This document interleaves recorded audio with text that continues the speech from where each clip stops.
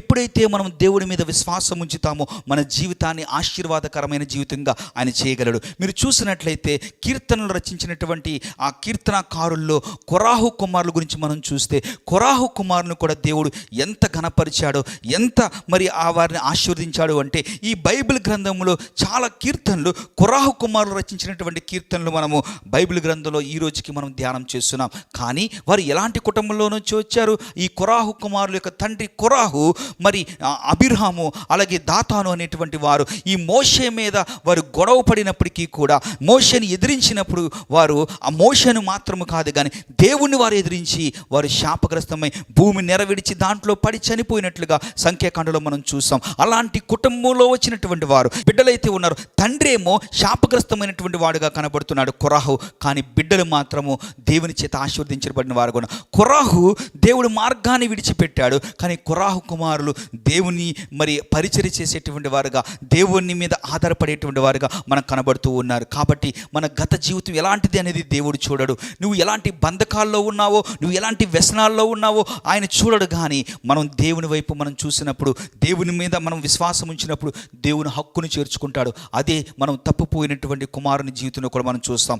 ఆ ప్రొడిగల్ సన్ యొక్క ఆ యొక్క మరి ఆ ఉదాంతంలో మనం చూసినట్లయితే తండ్రిని నుండి దూరమై వెళ్ళిపోయి లోకంలో ఏదో చేయాలనుకున్నాడు. లోక ఆశలకు అతడు ప్రేరేపించబడి మరి ధనానంతా పాడు చేసి అతడు పాపంలో మగ్గిపోయి జీవితం అంతా నాశనం చేసుకున్నప్పటికీ కూడా తనకు బుద్ధి వచ్చినప్పుడు తిరిగి తండ్రి దగ్గరికి వచ్చినప్పుడు తండ్రి తనను చేర్చుకున్నాడు, తన ఇంటిలో చేర్చుకున్నాడు. తన పోగొట్టుకున్నటువంటి ఆ కుమారత్వాన్ని తిరిగి తనకిచ్చినట్లుగా మనం చూడగలుగుతాం. కాబట్టి ఈ రాహాబు యొక్క జీవితం కూడా మనకు ఒక గొప్ప పాఠంగా మనం చూస్తాం. ఇక్కడ చూసినట్లయితే ఇంతమంది భక్తుల జీవితం గొప్ప సాక్షి సమూహము మేఘం వలె మనల్ని ఆవరించి ఉన్నందున చూడండి, మిట్ట మధ్యాహ్నం కూడా మేఘం కమ్ముకున్నప్పుడు ఎలా ఉంటుందంటే మన చుట్టూ చీకటిగా ఉంటుంది.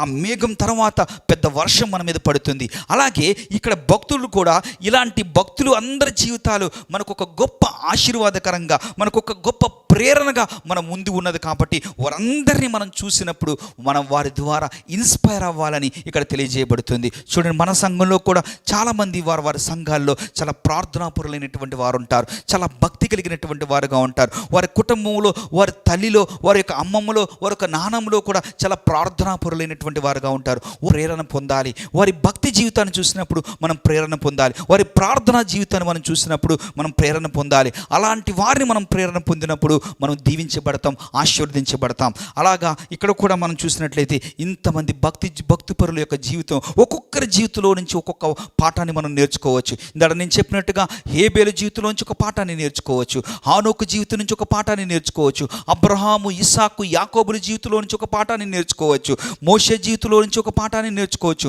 రాహాబు జీవితంలో నుంచి ఒక పాఠాన్ని నేర్చుకోవచ్చు, దావీదు జీవితంలో నుంచి ఒక పాఠాన్ని నేర్చుకోవచ్చు. ఇలా ఎంతోమంది భక్తుల జీవితంలో నుంచి మనం పాఠాలు నేర్చుకోవచ్చు.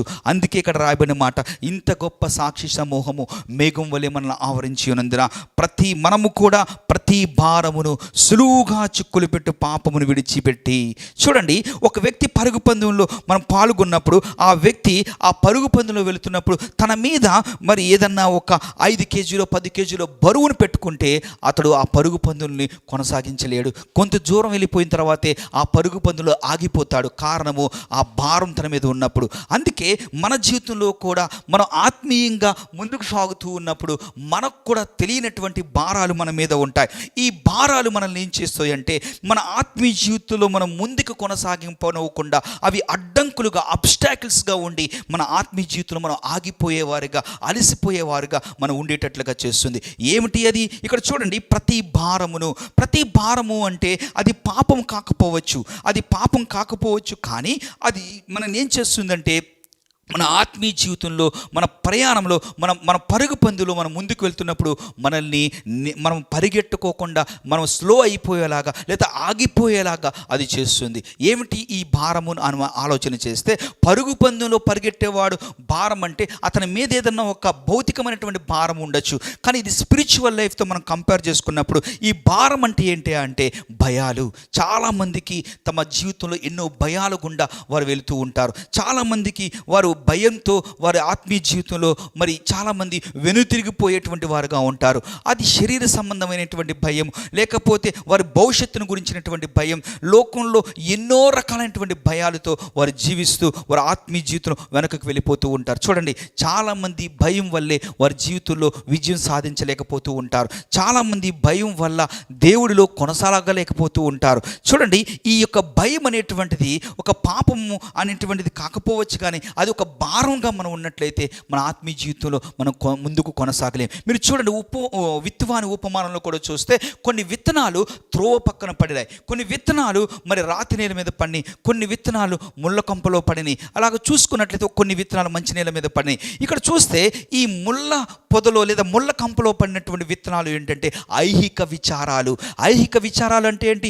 ఏమో నా జీవితం ఏమైపోతుందో, అయ్యో నాకు అనారోగ్యం వచ్చింది కదా, నేను బ్రతుకుతానో లేదో, అయ్యో నా బిడ్డల భవిష్యత్తు ఏమైపోతుందో, నా ఉద్యోగం ఏంటో, నా యొక్క వ్యాపారం ఏమిటో, ఇలాంటి రకరకాలైనటువంటి భయాలతో చాలామంది విశ్వాస జీవితంలో వెనుకకు వెళ్ళిపోతున్నారు. విత్తనాలు అయితే పడుతున్నాయి, కానీ ఆ ముళ్ళ కంపులు ఏం చేస్తున్నాయంటే ఈ విత్తనాలు, ఆ మొక్క వస్తుంది, మొక్క ఎదుగుతూ ఉన్నప్పుడు ఈ ముళ్ళ కంపులు ఏం చేస్తాయంటే వాటిని అణిచివేస్తాయి. కాబట్టి ఆ మొక్కలు చనిపోతాయి. అలాగే ఈ ఐహిక విచారాలు అనేవి, ఈ భయాలు అనేవి ఏం చేస్తాయంటే మన ఆత్మీయ జీవితంలో మనం ఎదగకుండా మనల్ని అణిచివేయటం ద్వారా మనం కూడా ఆగిపోతాం. అలాగే ఈ పరుగు పందెంలో ప్రతి భారములో మొట్టమొదటి ఈ భయం ఏం చేస్తుందంటే మనల్ని దేవునితో కలిసి ముందుకు నడవనోకోకుండా ఆపివేస్తుంది. రెండో విషయాన్ని కూడా మనం చూస్తే వ్యర్థమైనటువంటి సంబంధాలు, అంటే ఒక బ్యాడ్ రిలేషన్షిప్స్. చూడండి, ఒక స్పిరిచువల్ ఫ్రెండ్తో మనము గనక ఫ్రెండ్షిప్ చేస్తే మన స్పిరిచువల్ లైఫ్లో మనం ముందుకు వెళ్తాం. అంతేగాని ఒక అన్స్పిరిచువల్ వ్యక్తితో, అంటే దేవుని మీద మరి దేవుని కలిగి లేకోకుండా లోకానుసారమైనటువంటి వ్యక్తితో మనం ముందుకు వెళ్తే మనం కూడా ఏం చేస్తామంటే లోకానుసారమైనటువంటి వారిగా మార్చబడతాము. చూడండి, మనం పాత రోజుల్లో ఒక సామెత ఉంటుంది, మనం ఎలాంటి వారో మనం చెప్పాలంటే మనం స్నేహం చేసేటువంటి స్నేహితుడి ద్వారా మనం ఎలాంటి వారో చెప్పచ్చంట. నిజమే కదా, మన స్నేహాన్ని బట్టే మనం ఎవరనేటువంటిది, మన కాండక్ట్ అనేది ఏంటనేది తెలియచేయబడుతుంది. అలాగే చూడండి, ఇక్కడ మనం కొన్ని రిలేషన్స్ మనం ఏం చేస్తాయంటే దేవునితో నడవనివ్వకోకుండా, దేవుని మార్గంలో వెళ్ళనివ్వకుండా అవి మనల్ని పక్కదారి పట్టించడానికి ఎంతైనా అవకాశం ఉంది. కాబట్టి ఇది మనం జాగ్రత్తగా గమనించుకొని మన రిలేషన్స్ ఒక గుడ్ రిలేషన్స్, స్పిరిచువల్ రిలేషన్స్ మనం కలిగి ఉన్నామా, లేకపోతే బ్యాడ్ రిలేషన్స్ మనం కలిగి ఉన్నామా? ఆ బ్యాడ్ రిలేషన్స్ ద్వారా మన యొక్క మరి ఆధ్యాత్మిక జీవితంలో మనము దేవుడి నుంచి తొలగిపోయి ఆ పరుగు పందెంలో మనము ఆగిపోయేవారుగా మనం ఉంటున్నామా అని మనల్ని మనం పరిశీలన చేసుకోవాలి. చూడండి, చాలామంది జీవితంలో ఎప్పుడు వ్యసనాలు అనేటువంటి వారి జీవితంలోకి వస్తాయో తెలుసా? వారు ఈ ఫ్రెండ్స్ ద్వారానే వారు వ్యసనాలకు పాలవుతూ ఉంటారు. మొదట్లో అనుకుంటారు, అయ్యో నేను చాలా బాగానే ఉన్నానులే, వాడు తప్పు చేస్తే ఉందిలే, నేనేం తప్పు చేయట్లేదు కదా, వాడి దగ్గర నుంచున్నాను అంతే కదా అనుకుంటాడు. కానీ ఏదో ఒక రోజు అతని మీద ఉన్నటువంటి అతను చేస్తున్నటువంటి ఆ చెడ్డవి ఏదైతున్నాయో ఆ ఇన్ఫ్లుయెన్స్ నీ మీద పడి ఏదో రోజు నువ్వు కూడా మార్చబడతావు. ఒకవేళ నువ్వు ఒక మంచి స్పిరిచువల్ పర్సన్తో ఉంటే నువ్వు ఇన్ఫ్లుయెన్స్ అవుతావు. ఒక లోక సంబంధమైనటువంటి వ్యక్తితో నువ్వు ఉంటే ఆ ఇన్ఫ్లుయెన్స్ నీ మీద పడి నువ్వు కూడా లోక సంబంధమైనటువంటి వ్యక్తిగా మార్చబడతావు. కాబట్టి ఇక్కడ భారము అనే దాంట్లో రెండవది మనం చూసినట్లయితే మన రిలేషన్షిప్స్. సో మొదటిది భయం అయితే, రెండవది వ్యర్థమైనటువంటి సంబంధాలు, ఆ బ్యాడ్ రిలేషన్షిప్స్, మూడవది ఆధ్యాత్మికమైన నిర్లక్ష్యము. చాలామంది జీవితంలో ఏం చేస్తారంటే నిర్లక్ష్యమైనటువంటి దూరంలో ఉంటారు, అంటే దేవుడితో ఉన్నటువంటి సంబంధాన్ని నిర్లక్ష్యంగా ఉంటారు. చాలామంది చూడండి, లోకంలో చదువుల పట్ల నిర్లక్ష్యంగా ఉండటం వల్ల వారు చదువులో రాణించలేక వారి జీవితంలో ఒక ఉన్నతమైనటువంటి స్థితిని కోల్పోయే వారుగా చాలామంది ఉంటారు. ఎందుకు అంటే వారు చదవలసినటువంటి టైంలో చదవకుండా నిర్లక్ష్యంగా ఉండటం వల్ల. అలాగే ఆధ్యాత్మిక జీవితంలో కూడా ప్రార్థన చేయకపోవటము, వాక్యాన్ని ధ్యానం చేయకపోవటము, సహవాసము కలిగి లేకపోవటము, దైవజనులతో ఆ రిలేషన్షిప్ని మెయింటైన్ చేయకపోవటం వల్ల మన జీవితంలో కూడా మనం కూడా మరి ఆ యొక్క పరుగు పందెంలో మనం ఆగిపోవటానికి అవకాశం ఉంది. చాలామంది జీవితంలో ప్రార్థనా జీవితం ఉండదు. చాలామంది చాలా క్యాజువల్గా జీవిస్తూ ఉంటారు. చాలామంది అసలు మందిరానికి రావాలి అనేటువంటి ఆలోచన కలిగి ఉండరు, ఎప్పుడో ఒకసారి వస్తూ ఉంటారు. కొంతమంది నామకార్థంగా వస్తూ ఉంటారు. చాలామంది బైబిల్ చదవనేటువంటి వారుగా ఉన్నారు. చూడండి, ఒకరోజు మనం ఆహారం తీసుకోకపోతే మన శారీరకంగా ఎలా బలహీనమైపోతామో, ఈ స్పిరిచువల్గా కూడా మనం ప్రార్థన చేయకోకుండా, వాక్య ధ్యానం చేయకుండా, సంఘముతో సహవాసం కలిగి లేకుండా ఉంటే మనము కూడా ఆధ్యాత్మికంగా చనిపోవటానికి అవకాశం ఉన్నది. కనుక మన పరుగు పందెంలో మనం విజయం సాధించాలి అంటే ఈ భారము, భయం అనేటువంటి భారాన్ని విడిచిపెట్టాలి. మరి బ్యాడ్ రిలేషన్స్, వ్యర్థ సంబంధాలు మనం విడిచిపెట్టాలి. మూడవది ఆధ్యాత్మిక ఆధ్యాత్మికమైన నిర్లక్ష్యాన్ని మనం విడిచిపెట్టాలి. 4వది లోకాకర్షణ. చూడండి, ఈ 4వ భారం ఏమిటంటే లోకాకర్షణ. ఈ లోకం మనల్ని ఏం చేస్తుందంటే ఆకర్షిస్తుంది. యోహాను రాసినటువంటి పత్రికలో ఉంటుంది 2వ అధ్యాయంలో, ఈ లోకంలో ఉన్నదంతయు నేత్రాశ, శరీరాశ, జీవపు డంబము. అంటే ఈ లోకంలో ఉన్నటువంటి పాపము, భ్రష్టత్వము, ఈ లోకంలో ఉన్నటువంటిదంతా కూడా మనం చూసినప్పుడు, దాని చేత ఆకర్షించబడినప్పుడు, మనము దాన్ని ఆకర్షించబడి దాంట్లోనికి వెళ్ళిపోతే మనం దేవుడి నుంచి తొలగిపోతాం. ఈ ఆధ్యాత్మిక ప్రయాణంలో మన ప్రయాణము ఆగిపోతుంది, మన ప్రయాణము దారి మరలిపోతుంది, గమ్యం వైపు మనం వెళ్ళలేము. గనుక ఈ భారాన్ని కూడా మనం విడిచిపెట్టాలి. చూడండి, 4 రకాలైనటువంటి భారాలు మీకు తెలియజేశాను. 1 ఐహిక విచారాలు, భయము అనేటువంటిది మనలో ఉంది. 2వది వ్యర్థమైనటువంటి సంబంధాలు, బ్యాడ్ రిలేషన్షిప్స్ మనం చూస్తున్నాం. 3వది ఆధ్యాత్మికమైనటువంటి నిర్లక్ష్యము మనం చూస్తున్నాం. 4వది లోక ఆకర్షణ. ఇవన్నిటి చేత మనం ఏం చేయబడుతున్నాము అంటే మనము ఈ పరుగు పందులు ముందుకు కొనసాగలేకపోతూ ఉన్నాం. 2వ విషయాన్ని మనం చూసినట్లయితే మనము కూడా ప్రతి భారమును సులువుగా చిక్కులు పెట్టు పాపము. చూడండి, ఈ పాపం ఎలాంటిది అంట, సులువుగా చిక్కులు పెడుతుంది. చూడండి, కొన్ని సందర్భాలు మనం దారం గనక మనకు చుట్టుకుపోయింది అనుకోండి, అవి చిక్కులు పడింది అనుకోండి, దాన్ని మనం తీయటము చాలా కష్టమవుతుంది. కొన్నిసార్లు ఇట్ ఈస్ ఇంపాసిబుల్. మనము దాని చిక్కులన్నీ తీయటం కూడా చాలా కష్టమై మనం ఏం చేస్తామంటే జస్ట్ దాన్ని మనం తెంపేస్తూ ఉంటాం. కాబట్టి మన స్పిరిచువల్ లైఫ్లో ఇది సిన్, అయ్యో ఇదేముందిలే అని కనుక మనం నిర్లక్ష్య దూరంలో ఉంటే అది సులువుగా ఏం చేస్తుందంటే మన లైఫ్లోకి ఎంటర్ అవుతుంది. అది ఎంటర్ అయ్యి మన స్పిరిచువల్ లైఫ్ని పూర్తిగా అది రూన్ చేస్తుంది. మనం ఆధ్యాత్మికంగా మనము బ్యాంక్రప్ట్ అవుతాం, అంటే దివాలా తీసేటువంటి వారుగా మనం ఉంటాం. కాబట్టి మన జీవితంలో చాలా జాగ్రత్తగా మనం ఉంటూ ఈ సులువుగా చుక్కులు పెట్టేటువంటి ఈ పాపాన్ని మనం గుర్తించాలి. చూడండి, పాపం మనం చూసినప్పుడు అది చాలా ఆకర్షణీయంగా ఉంటుంది. ఆ తర్వాత మనల్ని మురిపిస్తుంది, మైమరిపిస్తుంది. ఆ తర్వాత మనల్ని పతనానికి దారితీస్తుంది. దేవుని బిడ్డ, చూడండి, మనం పరుగు పందులో ముందుకు వెళ్ళాలి అంటే మనం పాపం చేయమని కాదు కానీ, మనం పాపంలో పడమని కాదు కానీ, చూడండి, మనం పాపం చేసిన మనం ఒకవేళ ఆధ్యాత్మికంగా మన జీవితంలో జారిపోయి పడిపోయినప్పటికీ కూడా మళ్ళీ దేవుడి దగ్గరకు వచ్చి మనల్ని మనం సరి చేసుకున్నప్పుడు ఈ పరుగు పందులో ముందుకు కొనసాగించబడతాం. చూడండి, ఎంతోమంది భక్తుల జీవితంలో వారు ఆధ్యాత్మికంగా పడిపోయినప్పటికీ కూడా వారు దేవుడి దగ్గరకు వచ్చి తమ జీవితాలను సరి చేసుకొని వెనువెంటనే దేవుడితో మళ్ళీ వారు కొనసాగించినట్లుగా మనం చూస్తాము. ఈ ఉదాహరణ మనం తెలుసు, మనకి చాలా ఓల్డ్ ఎగ్జాంపుల్. చూడండి, ఒక గొర్రె పిల్ల ఉంది, అలాగే ఒక పంది ఉంది. ఈ పంది ఏం చేస్తుందంటే అది ఎంత శుభ్రం చేయబడినా మళ్ళీ మురికి ఎక్కడుందా అని అది వెతుక్కుంటా వెళ్ళి ఆ మురుకులోనే అది జీవిస్తుంది, ఆ మురుకులోనే దాన్ని ఆనందిస్తుంది. కానీ గొర్రె కనుక చూసినట్లయితే అది మురికిలో జీవించడానికి ఇష్టపడదు. ఒకవేళ పొరపాటున లేదా అది అనుకోకుండా పడిపోయిన ఆ బురదలో మళ్ళీ తిరిగి బయటికి రావడానికి, తాను మళ్ళీ శుద్ధి చేసుకుంటానికి అది ఇష్టపడుతుంది. సో మన జీవితంలో కూడా కొన్ని సందర్భాల్లో మనము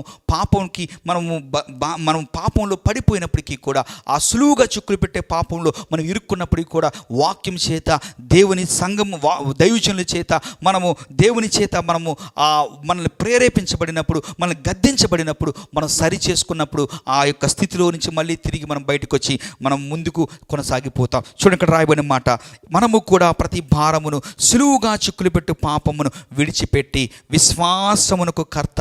చూడండి, విశ్వాసము కర్త అంటే మనము ఆ విశ్వాసాన్ని మనలో ఇచ్చేటువంటి వాడు, కొనసాగించేటువంటి వాడు, పుట్టించేటువంటి వాడు, సృష్టికర్త అంటే ఈ సృష్టిని అంతటిని సృష్టించినటువంటి ఆయన. అలాగే మనలో విశ్వాసం కలగటానికి మూల కారణమైనటువంటి ఆ దేవుని వైపు మనం చూసినప్పుడు, చూడండి, విశ్వాసానికి కర్త, దాన్ని కొనసాగించు వాడైనా.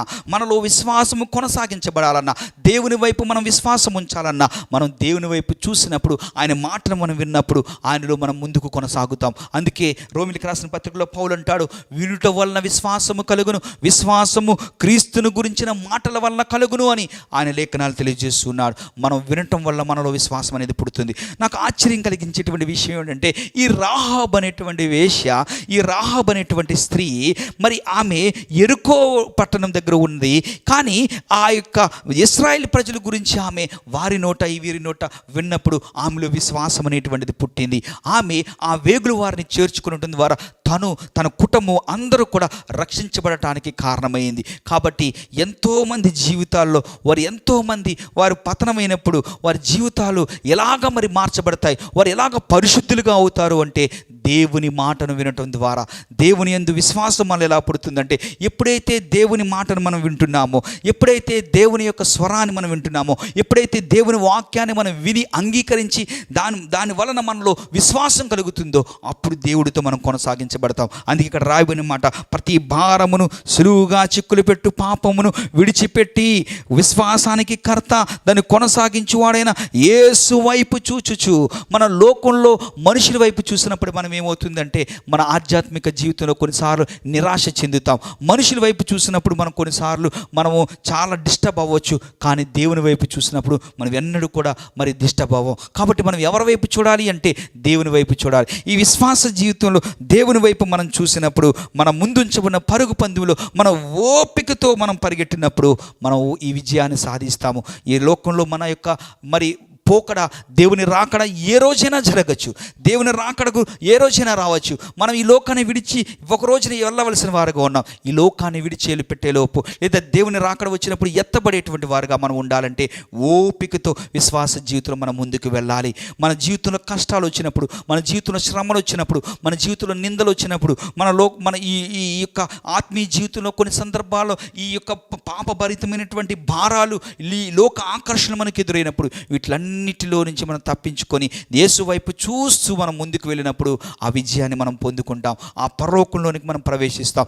దేవుడి దగ్గర నుంచి వచ్చేటువంటి ఆ బహుమానాన్ని మనం పొందుకుంటాం. ఆ విధంగా మనం అందరం ముందుకు కొనసాగించాలని దేవుని నామములో మీకు తెలియజేస్తూ నా మాటలు ముగిస్తున్నాను. చిన్న ప్రార్థన చేసుకుందాం. మహోన్నతుడా, నీ కొందనాలు ప్రభువా. గడిచిన సంవత్సరంలో తండ్రి ఎన్నో సంతోషకరమైనటువంటి పరిస్థితులు, దుఃఖకరమైన పరిస్థితులు, ఎన్నో ప్రార్థనలకు జవాబులు పొందుకున్నాం. కొన్ని ప్రార్థనలకు జవాబులు కూడా మేము పొందుకోలేదు. అయినప్పటికీ ప్రభువా, నూతన సంవత్సరంలో ఈసారి మేము ఒంటరిగా కాకుండా మీతో కలిసి మేము అడుగు పెట్టబోతున్నాం తండ్రి. ఈ నూతన సంవత్సరంలో మీతో కలిసి అడుగు పెడుతూ ఉన్నప్పుడు ఈ నూతన ఆశీర్వాదాలు మాకు ఇస్తానని వాగ్దానం చేసినటువంటి దేవా, ఇదిగో నువ్వు నమ్మదగినటువంటి దేవుడు. నువ్వు నరుడు కాదు మాట ఇచ్చి తప్పిపోవటానికి. అయితే ప్రభువా, ఈ నూతన సంవత్సరంలో ఈ నూతన ఆశీర్వాదాలు మేము పొందుకోవాలి అంటే ప్రాముఖ్యమైన విషయాలు మాకు తెలియజేశారు. ఈ వాక్యాన్ని మేము హృదయంలో భద్రపరుచుకొని ఈ వాక్య ప్రకారం మేము జీవిస్తూ, మేము, మా బిడ్డలు, మా కుటుంబము, మా సంఘాలు, మా యొక్క మరి గ్రామాలు ప్రభువా దీవించబడటానికి, ఆశీర్వదించబడటానికి మీరు సహాయం చేయమని యేసు పరిశుద్ధమైన నామములో అడిగి వేడుకొనిచున్నాము తండ్రి. ఆమేన్.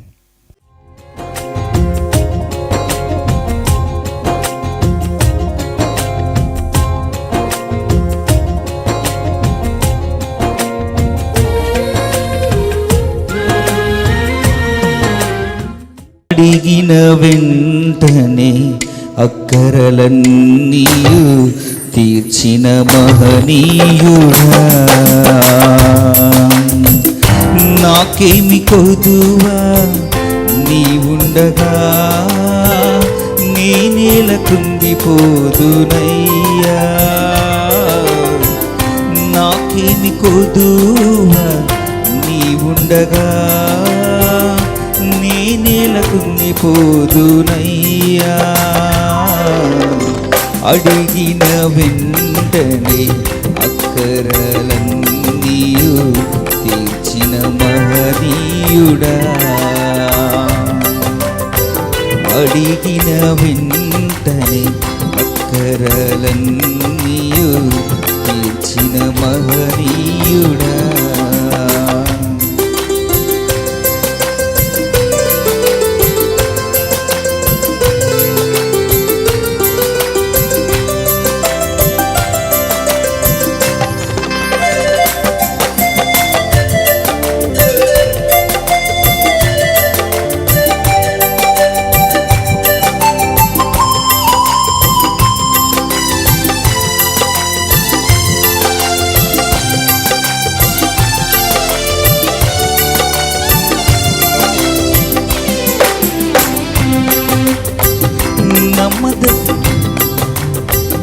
నమ్మదగిన వాడా, నిన్నే నమ్మినాను, నీవే నా దేవుడవు.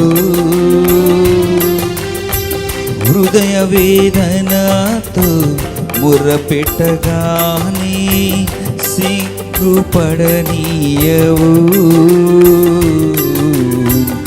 నమ్మదగిన వాడా, నిన్నే నమ్మినాను, నీవే నా దేవుడవు.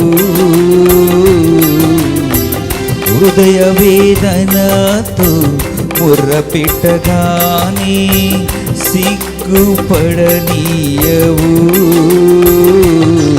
నీ ప్రేమే ఎంత మధురం, నీ జ్ఞానమే ఎంత అమరం. నీ ప్రేమే ఎంత మధురం, నీ జ్ఞానమే ఎంత అమరం. నీ నుండే సహకారం. అడిగిన వెంటనే అక్కరలన్నీయు తీర్చిన మహనీయుడా. అడిగిన వెంటనే అక్కరలన్నీయు తీర్చిన మహనీయుడా.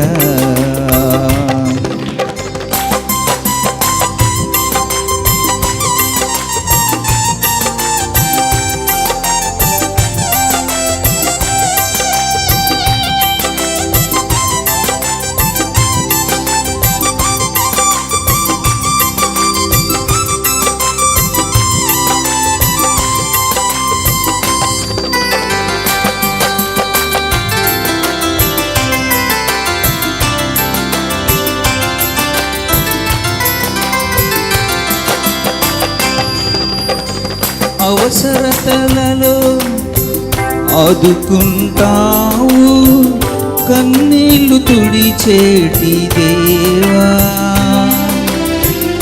నా కొరకు ఆలోచన చేసేడి దేవా, నిరుత్సాహపడనీయవయ్యా.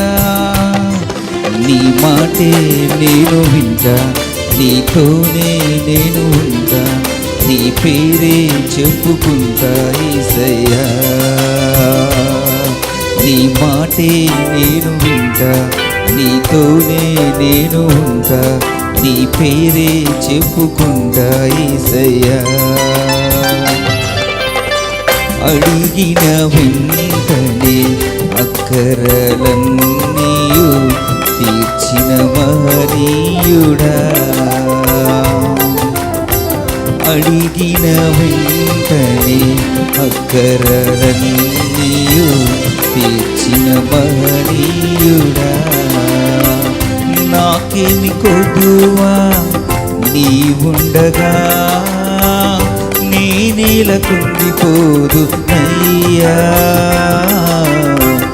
నాకేమి కొదువా నీవుండగా, నేనేల కుంగిపోదు అయ్యా. నీవుంటే చాలునంట, నీ పేరే చెప్పుకుంటా. నీ మాటే నేను వింటా యేసయ్యా. నీ ప్రేమే ఎంత మధురం, నీ జ్ఞానమే ఎంత అమరం. నీ నుండే సహకారం యేసయ్యా.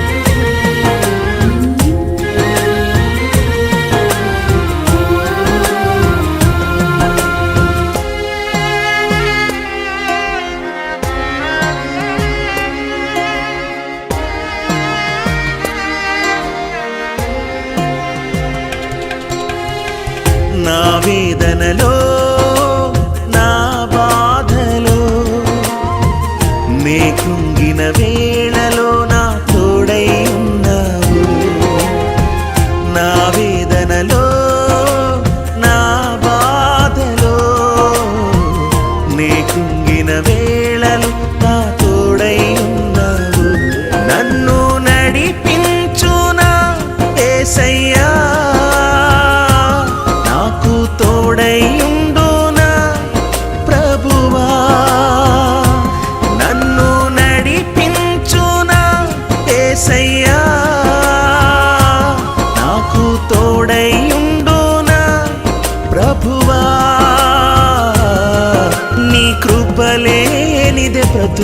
బ్రతుకలేనయ్యా. నా వేదనలో నా బాధలో నీ కృంగిన వేళలో నా తోడై ఉన్నావు.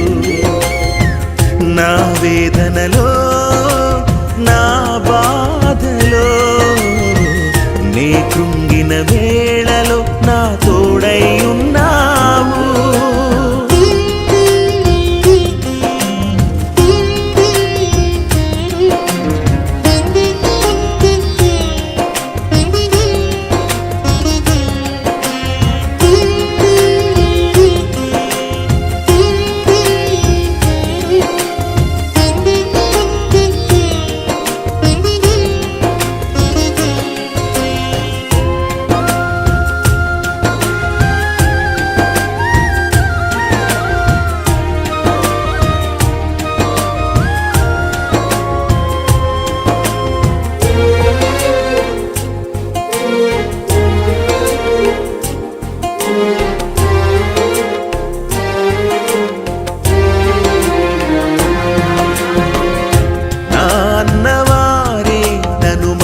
చారయ్యా, అయిన వారే నన్ను అపహసించినారయ్యా.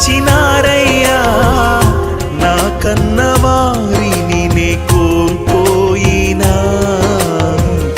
నా స్వంత జనులే నన్ను నిందించినా, కన్నీటిని తుడిచి కౌగిలించినావు. కృప చూపి నన్ను రక్షించినావు. కన్నీటిని తుడిచి కౌగిలించినావు. కృప చూపి నన్ను రక్షించినావు. నన్ను నడిపించునా యేసయ్యా, నాకు తోడై